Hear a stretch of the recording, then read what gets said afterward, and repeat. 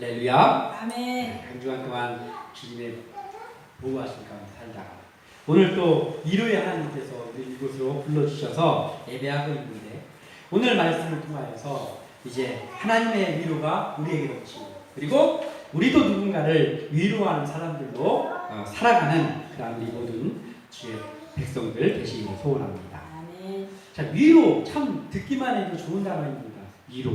위로는 괴로움이나 힘든 것을 덜어주기 위해서 따뜻한 말을 해주거나 또는 행동을 베풀어 가지고 감싸주는 그러한 것들을 우리가 위로라고 하잖아요. 이 위로는 참 힘이 됩니다. 위로를 받으니까 갑자기 힘이 빠지더라 그런 사람은 없지요. 비정상적이죠. 위로를 받으면 그 위로가 힘이 되는 겁니다. 뿐만 아니라 누군가를 또 위로를 해주면 마음이 뿌듯해지는 매우 좋은 것이 위로죠. 자, 이 세상에 살아가는 모든 사람들 중에서 위로가 전혀 필요 없는 사람은 단 한 사람도 없을 거예요. 나는 천상천하 유아독존, 나는 위로도 필요 없다, 아무것도 필요 없다, 이런 사람은 없을 거죠. 위로가 필요하나 강한 척 하려고 애행하고 있을 수는 있지만 마음속에는 모두가 위로가 필요합니다. 누구나 필요합니다. 우리에게 하나님의 위로가 또한 필요하죠. 우리에게 하나님의 위로가 필요하고 하나님께서는 우리를 위로해 주십니다.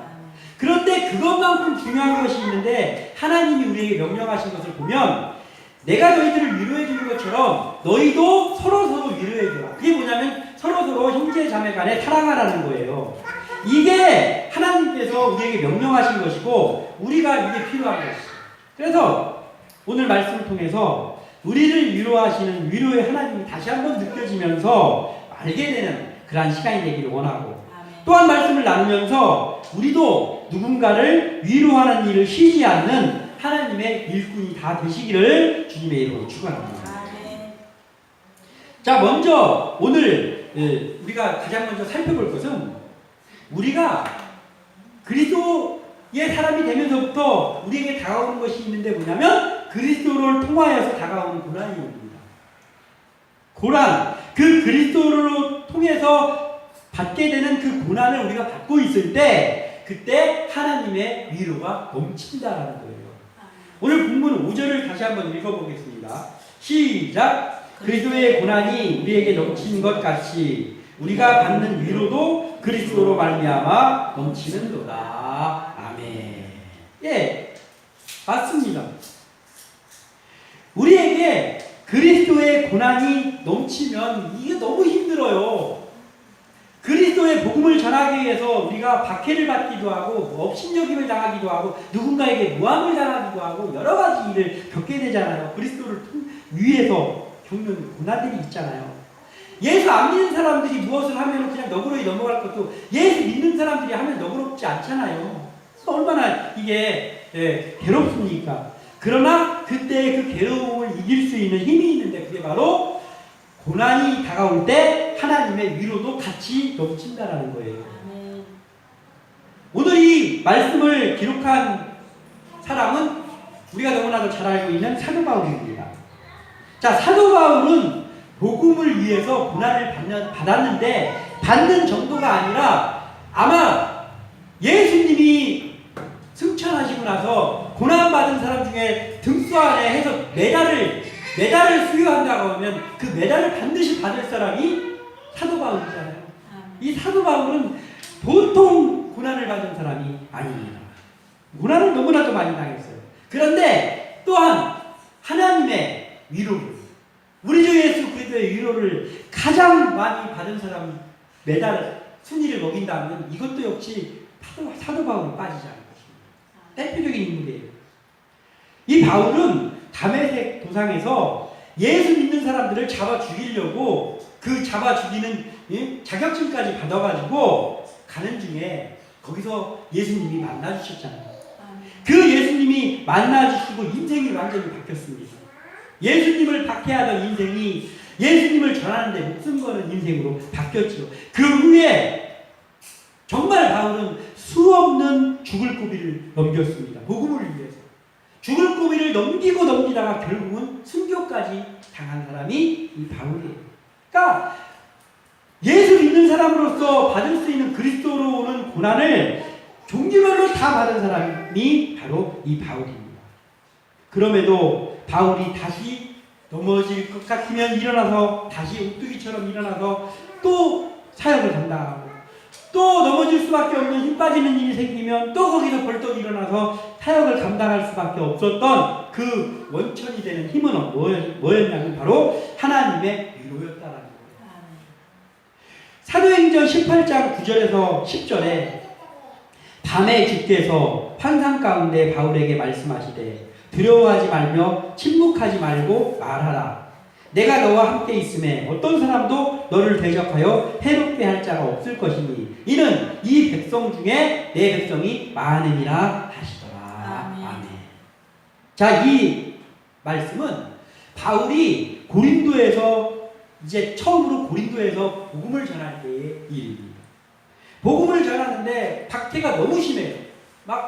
완전히 바울을 죽이려는 사람. 그런데 바울을 죽이려는 게 이중고를 겪어요, 바울이. 왜냐하면 예전에 바울에게 자격을 줘가지고 너 예수 믿는 사람들 잡아 죽여라, 잡아들여라 하는 일을 맡겼던 그 사람들도 바울을 죽이려고 해요. 왜냐하면 바울이 배신자가 된 거예요, 그 사람들한테.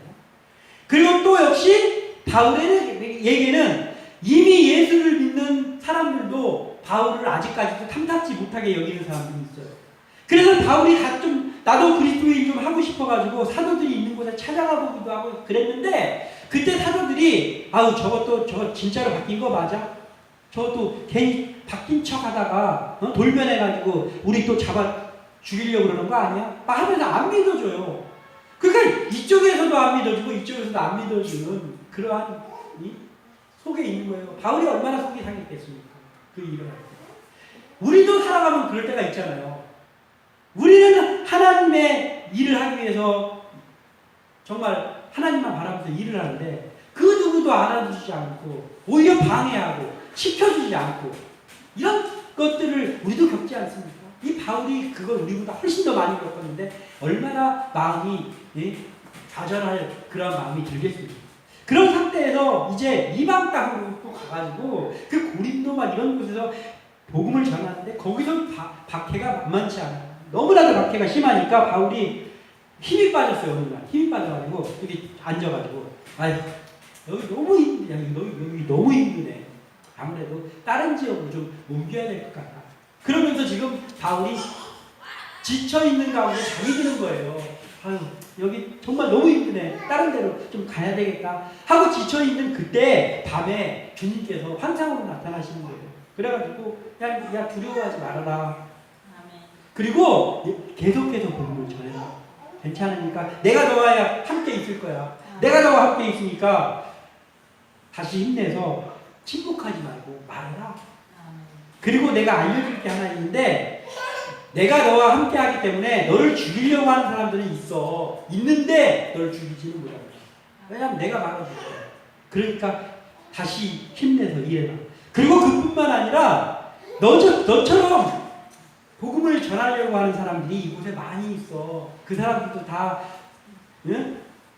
겁이 나기도 하고 여러 가지가 있어서 표시나지 않게 움직이는 것뿐이지 이 성 중에 내 백성이 많다. 그 힘내서 일해라. 너를 도와줄 사람들이 있단 말이야. 이렇게 말하는 거예요. 지금 예수님께서 나타나셔가지고 바울을 위로한 거죠. 이 바울이 그 말을 들었을 때 위로를 받았겠지.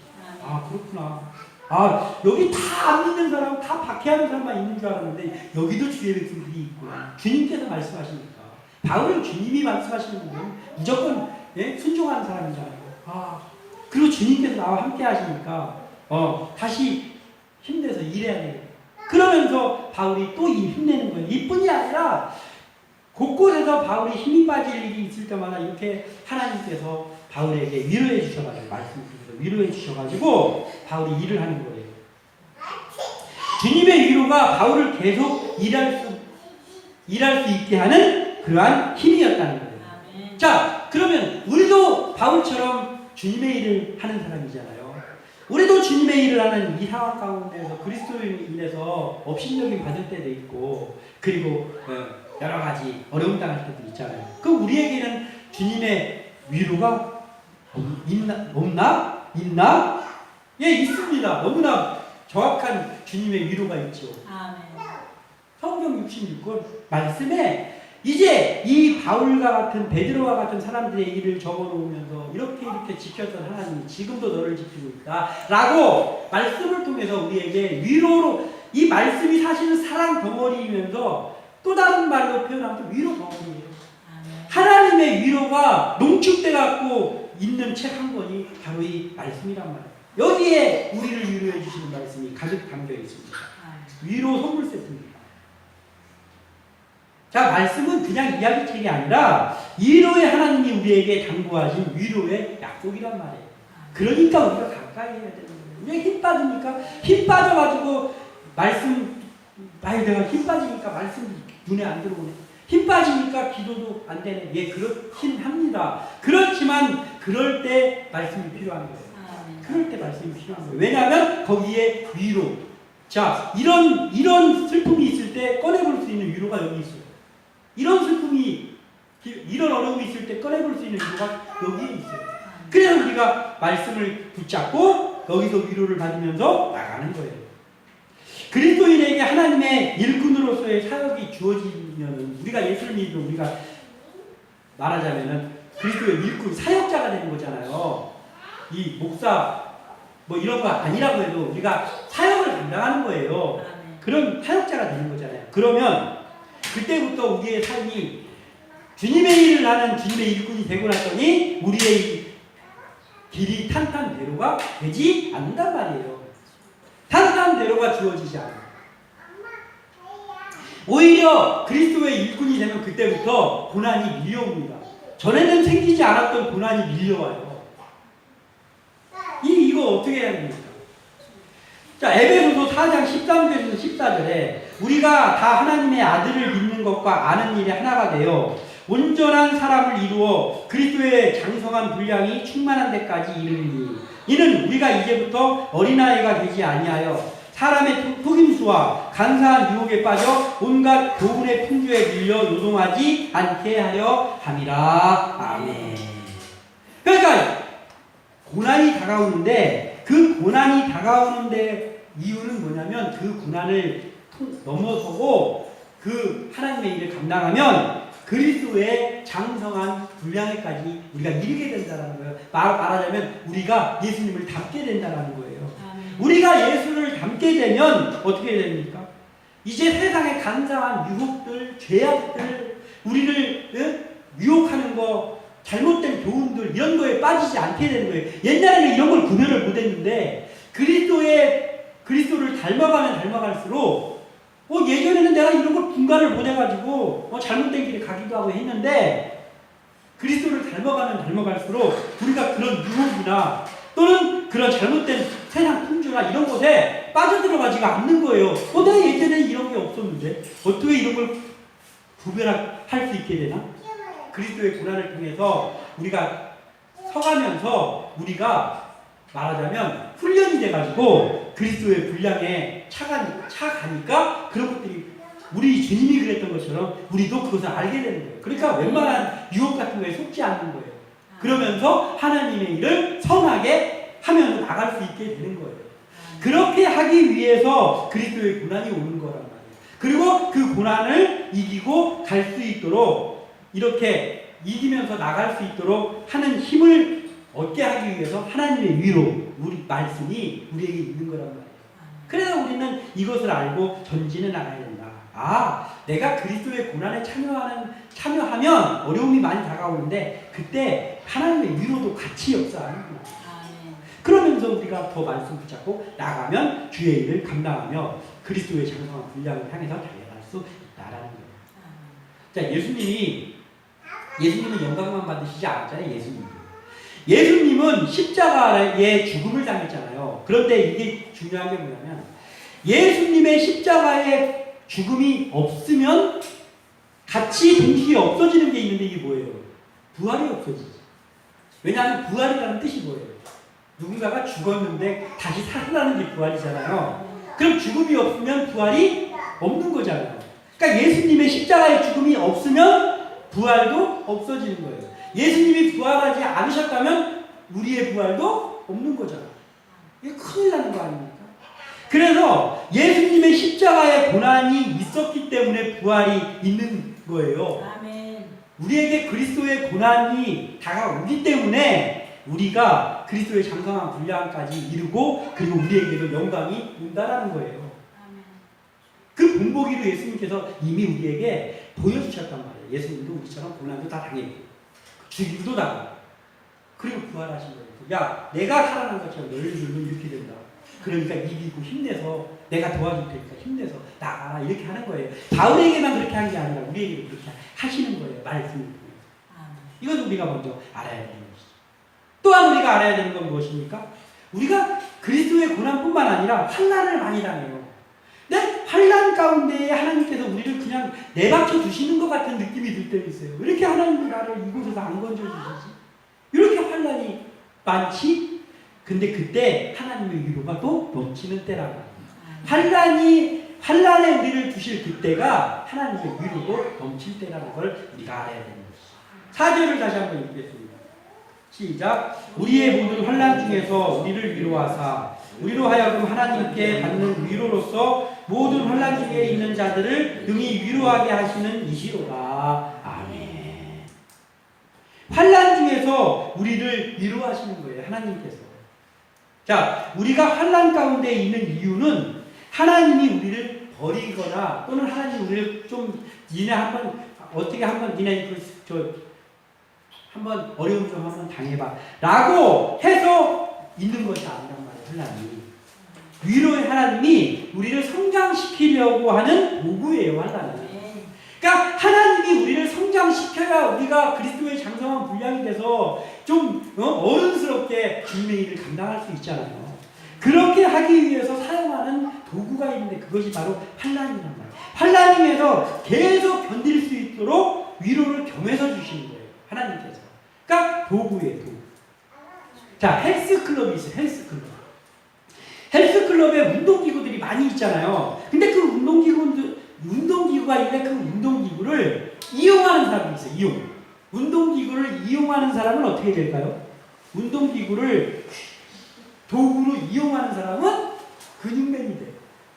운동기구를 이용했으니까 근육맨이 돼요. 반대로 또 한 부류가 있습니다. 운동기구를 못 이기는 사람들이 있어요. 이기지를 못해. 그래서 한 두 개 하다가 아유 나 이거 하나 죽겠네. 못해. 이런 사람들 있잖아요. 그러니까 운동기구에 깔리는 사람들. 이 사람들 어떻게 됩니까? 근육맨이 되는 게 아니라 부상맨이 돼요. 부상맨. 그 부상당해가지고 안 아프던 데가 아파가지고 운동 그만둬요. 그러니까 우리 TV에서 나오는 김종국 있잖아요. 그 사람 연예인이니까 얼마나 바쁘겠어요. 근데 운동을 다른 거는 못해도 운동 무조건 해야 되는 사람이잖아요. 그리고 막 운동할 때 그 사람은 안 힘들겠습니까? 그냥 로봇가 아니죠. 김종국도 힘들 거 아니에요. 그런데도 막 기쁨으로 운동을 해요. 얼굴이 막 행복해 보여요. 운동할 때. 막 무거운 거 들면서. 왜 그렇습니까? 그 헬스 기구를 사용하는 사람인 거예요. 그러니까 김종국은 근육맨이 되잖아요. 네? 그리고 그걸로 인해서 넘어져가지고 쓰러지는 게 아니라 그걸로 인해서 점점 더 강해지는 거잖아요. 이와 마찬가지예요. 환난은 우리를 하나님의 일꾼답게 일으켜주는 기구란 말이에요. 기구, 운동기구처럼.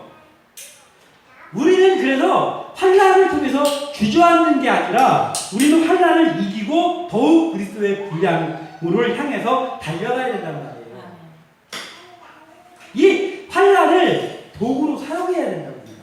환난을 도구로 사용하려면 하나님이 주시는 힘이 필요해요. 그 힘이 뭐예요? 하나님의 위로란 말이에요. 그 위로를 어디서 얻냐고. 하나님 제 꿈에 나타나 주세요 합니까?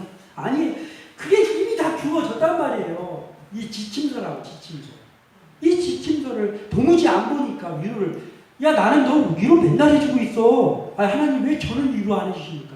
야 너 위로 해줬어. 언제 위로해 주셨어요? 야 네가 위로 지침서를 줬는데 이걸 안 보니까 위로를 받냐? 하나님이 억울하셔요. 위로의 지침서를 줬는데 그거 안 읽어보고 아 이거 어떻게 만들으라는 거예요? 이거 어떻게 하라는 거예요? 하는 거랑 똑같은 거예요. 그래서 우리가 말씀을 통해서 말씀을 통해서 위로를 받고 환난을 이기는 거예요. 아, 말씀에 이렇게 말씀하셨잖아요. 이거 이루어 주신다고 했잖아요. 하나님 제가 믿습니다. 하나님 이거 이루어 주신다 했잖아요. 하나님 제가 믿습니다. 그러면서 환난을 이기고 나가는 거예요. 그래서 우리가 헬스를 하는 사람이 근육맨이 되는 것처럼 우리의 그 영적인 근육이 형성돼가지고 우리가 점점 더 웬만한 일에 흔들리지 않는 하나님의 일꾼으로 점점 더 그 환난을 타고 넘어서서 올라간다는 거예요. 그때 하나님의 위로가 넘치는 그 말씀을 통해서 위로해 주시는 것이 넘칠 때 그때 우리가 이렇게 커나갈 수 있다는 거예요. 이것을 우리가 듣고 나가야 된다는 거예요. 고린도후서 12장 10절에 내가 그리스도를 위하여 약한 것들과 능욕과 궁핍과 박해와 공고를 기뻐하노니 이는 내가 약한 그때에 강함이니라. 아멘. 이 말이 안 되는 말이잖아요, 사실은. 응? 내가 약한 것들과 능욕과 궁핍과 박해와 공고를 기뻐한대. 에이, 거짓말하잖아. 그게 기쁠 수가 있네. 바울이 한 말이에요. 아니 이 사람아, 아니 사도 바울 당신 말이요, 거짓말하지 마라. 아, 어떻게 약한 것과 능욕과 궁핍과 박해와 공고를 기뻐하냐고. 맞죠? 기뻐할 수 없는 것들만 골라서 써놨습니다. 그러나 우리가 이 말씀이 사실이라는 걸 바울을 통해서 보게 되잖아요. 바울은 수많은 고통을 당하면서 다니는데도 우리가 바울을 직접 만났지는 않지만 이 글들을, 이 말씀을 보면 바울이 어쩔 수 없어서 간 그런 모양이 아니에요. 바울이 힘차게 달려가고 있구나라는 게 말씀을 통해 느껴지잖아요. 왜 그렇습니까? 그 하나님의 위로 때문에. 박해가 오고 그리스도의 고난이 오고 환난이 바울을 막 기다리고 있는 것처럼 다가올 때 바울은 그것들을 자랑하는 거예요. 내가 주님을 위해서 이걸 받고 있다. 그래서 내가 주님 때문에 날마다 행복하다. 그러면서 지금 바울이 나가는 거예요. 그리고 오히려 그게 자랑거리예요. 나에게 박해가 다가오고 곤고가 오고 그게 나의 사사라고 내가 뭘 잘못해서가 아니고 주님의 복음을 전해서 오는 거기 때문에 나는 이걸 만족한다. 그리고 기뻐한다. 그리고 내가 이걸 이길 힘을 주님께서 위로해 주시면서 나에게 주신다. 이렇게 하면서 바울이 나가는 거예요. 바울이 승리자잖아요. 바울이 승리자잖아요. 바울과 같은 승리자가 우리도 될 수 있어야죠. 그러기 위해서 우리도 오늘 말씀을 받으면서 우리가 환난 많은 세상 가운데서 말씀을 붙잡고 나가면 하나님의 위로가 우리를 강하게 하신다. 이것을 믿고 우리가 전진해 나가기를 소원합니다. 마지막으로 하나를 우리가 더 살펴보는 정도. 하나님의 위로를 받은 자가 또 다른 사람의 위로자가 된다. 이걸 알아요. 아, 고기도 먹어본 사람이 먹는다는 말이 있잖아요. 고기를 안 먹어본 사람이 고기를 먹고 그런데 먹어본 사람은 그 맛을 안단 말이에요. 그 식으로 위로를 받아본 사람이 그 위로를 맛을 아는 거예요. 이게 도무지 위로를 받아본 적이 없으면 어떻게 그 맛을 압니까? 근데 하나님의 위로를 받아본 사람이 그 위로를 받았을 때 기분을 알잖아요. 사람들은 모를지라도, 네? 여전히 하마리처럼 살고 있는 것처럼 보일지 몰라도, 하나님의 위로를 받아봤어. 그러면 그 받았을 때 그 기분 째지는 걸 알잖아요, 그 사람이. 그러니까 그걸 누군가에게 소개할 수 있다는 거예요. 위로를 받아본 사람은, 야, 하나님의 위로를 받으면 이렇다. 너도 이 위로 한번 받아보길라. 네가 내가 받았던 그 위로를 너도 좀 받았으면 좋겠다라고 소개할 수 있는 거예요. 아까 그랬잖아요. 위로를 받으면 힘이 난다고. 예, 누군가에게 우리가 위로를 받아봤습니다. 우리가 받은 위로를 전해주는 위로자가 돼야 되는 거예요. 자, 우리가 하나님의 위로와 함께 하심으로 세워지면 이제 우리가 하나님 위로해 주시고 우리가 이제 세워졌으니까 이게 끝이다가 아니에요. 우리를 위로해 주시고 우리를 환난을 통해서 세워주시는 이유는 그걸 사용해서 일을 하라고 세워주시는 거예요. 그래서 하나님의 명령은 하나님을 사랑하라는 것 뿐이 아니고 그와 같이 이웃을 사랑하라라고 했잖아요. 이게 오늘 본문의 오늘의 주제에 빗대서 말하면 이거예요. 하나님을 사랑하고 하나님의 위로만 받는 것이 아니라 나가서 이와 같이 이웃을 위로해라라는 말이기도 해요. 그래서 우리 이 일을 해야 됩니다. 고난과 환난 가운데에서 하나님의 말씀이 우리가 위로가 되고 우리의 길잡이가 되어 주셔가지고 우리가 바르게 세워지는 것은 물론이죠. 당연한 것이죠. 그러나 우리가 또 다른 사람들을 세우는 일을 해야 하는 것이 우리의 또 사명이단 말이에요. 그 일을 위해서 세워진 사람들이 우리라는 것이죠. 우리가 누군가를 기회 말씀으로 세우고 구원에 동참시킨다. 그러니까 우리가 누구를 전도를 하고 또 전도에 대한 사람을 우리가 더 그리스도의 분량으로 자랄 수 있도록 주의 종들이 또 구역장, 강사 이런 분들이 세워져 가지고 그 일을 하잖아요. 사람들을 세우는 일, 복음 전하는 일. 그걸 우리가 하잖아요. 그러면 이 일이 잘 생각해보면 이런 거예요. 그 일이 그들에게 주는 최고의 선물이기도 해요. 복음을 선물하는 것이 최고의 선물이기도 하잖아요. 근데 또 반면에 그들은 아직 모르는 한 가지가 있어요. 그 구원의 선물을 받으면 반드시 다가오는 게 지금까지 소개하고 있었잖아요. 그리스도의 고난이 다가와. 그리고 환난이 다가와. 그러니까 사실은 어떻게 해요? 우리가 복음을 전하는 건 그들에게 최고의 선물이기도 하지만 또 한편으로는 그들을 그곳으로 끌어들여 온다는 건 뭐예요? 그들을 환난 가운데로 데리고 온다는 뜻이에요. 그럼 데리고 왔으면 데리고 오면 끝입니까? 데리고 왔으니까 책임을 져줘야지. 그래서 교회가 필요한 거예요. 그래서 교육이 필요하고 성경 공부가 필요한 거예요. 그냥 교회 다니는 사람들이 그거 하면서 이렇게 뭐 좀 구역 예배드리고 이런 것들이 그냥 맘대로 하는 게 아니고 그래서 있는 거예요. 우리가 복음으로 인도한 그 사람들을 위로하고 그 사람들을 이끌어주기 위해서 우리가 하는 것이 그런 것들입니다. 우리는 그리스도의 고난과 환난이 우리를 망치는 요소가 아니라 우리를 믿음으로 세우는 하나님의 최고의 위로이라는 것을 알고 있잖아요. 그러니까 그 길에 동참시키는 그 사람들을 우리도 격려하고 위로해주는 일을 하면서 그들을 도와줘야 됩니다. 위로를 먼저 하나님 앞에 받아봤던 우리가 그 위로에 동참하고 전도도 하고 그리고 그 전도를 받아서 이제 믿은 새신자들을 말씀으로 양육도 하고 우리보다 믿음이 없는 사람들을 세워주기도 하고 북돋아주기도 하고 위로해주기도 하고 이 일이 바로 이런 거예요. 먼저 위로받은 우리가 또 하나님이 그들을 위로해 주시겠지만 또 우리가 같은 동역자로서 그들을 위로해 주는 일을 우리가 반드시 해야 된다는 거예요. 그래서 막 대찬 소리 막 해고 막 나는 바른 소리밖에 안 해 하면서 그렇게 하면 안 된다는 거예요.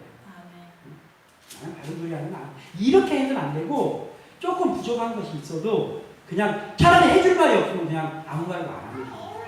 그러나 우리가 그들에게 해줄 말이 있다라고 하면 그건 뭐냐면 그들에게 하다못해 작은 사탕이라고 하나 쥐어주면서 작은 커피라고 하나 한 잔 타주면서 그들을 위로하고 북돋아주는 이것이 우리가 해야 될 일이다.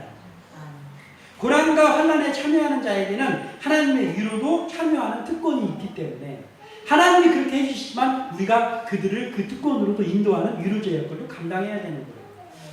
7절에 너희를 위한 우리의 소망이 견고함은 너희가 고난에 참여하는 자가 된 것 같이 위로에도 그러할 줄을 압니다. 그러니까 그들을 전도해 왔더니 그들도 이제 하나님의 백성이 되니까 그들에게 고난도 다가오기도 하고 환난도 오잖아요. 거기에 동참하는 것이 복이잖아요. 왜냐하면 그리스도의 장성한 분량으로 인도하기 위해서 그 일이 있는 거니까. 그러니까 그것이 있는 거기에 참여하는 것이 그 사람들이 한편으로는 불쌍하기도 하잖아요. 안쓰럽기도 하잖아요. 저들이 예수 믿는다고 고난당하고 하는 거지. 우리가 보니까. 그래서 그들을 위해서 기도하고 그들을 도와주는데 그게 왜 그러냐면 그들이 그 환난이 그들에게도 오는 것은 이제 곧 하나님의 위로도 그들에게 무지하게 넘치겠구나를 우리가 알고 있잖아요. 먼저 해봐가지고 알고 있잖아요. 그러니까 그들을 북돋아주면서 하나님하고 이들을 도와주고 하면서 또 기도도 해주고 이렇게 하는 거예요. 이것이 교회가 할 일이고 우리가 해야 될 일이라는 거예요. 우리에게 맡겨진 영혼들이 있잖아요. 그들을 위로할 때 이것을 알고 우리가 나에게는 그리스도의 고난도 없고 이제 환난도 없어가지고 그들을 해주는 게 아니잖아요. 나에게도 여전히 그리스도의 장성한 분량에 이르러도 여전히 우리에게 받는 고난과 우리에게 받는 환난이 여전히 다가와 있잖아요. 그럼에도 우리는 아무 일도 없는 것처럼 우리보다 약한 사람들을 또 우리가 위로해 주는 거잖아요. 우리에게는 아무 일도 없으니까 그들을 위로해 주는 게 아니라 우리도 그런 일이 여전히 있는데도 또 우리보다 더 약한 사람들을 위로해 주는 거잖아요. 우리가 그 일을 하고 헤어진 사람들이 목사, 전도사들이고 사모님들이고 우리 성도님들이라고 그 일을 하고 그러면서 함께 손잡고 나가는 것이 교회입니다. 오늘 이 위로 오늘은 제목도 짧습니다. 위로 한마디에 무슨 말이 더 필요하겠습니까? 하나님께서 우리를 위로하시는 하나님이시죠. 말씀을 기록해 놓으셨죠. 이것을 알아. 그리고 너희들도 가서 위로해라. 명령하셨습니다. 우리가 그 일을 감당하면서 나감으로 인해서 우리 함께 나눌 교회가 또 이곳에 속해 있는 우리 모두가 그 하나님의 위로를 듬뿍 받고 또 누군가를 위로하는 일을 천국 가는 그날까지 하는 그런 주의 기도 되시기를 주님의 이름으로 축원합니다. 기도합니다.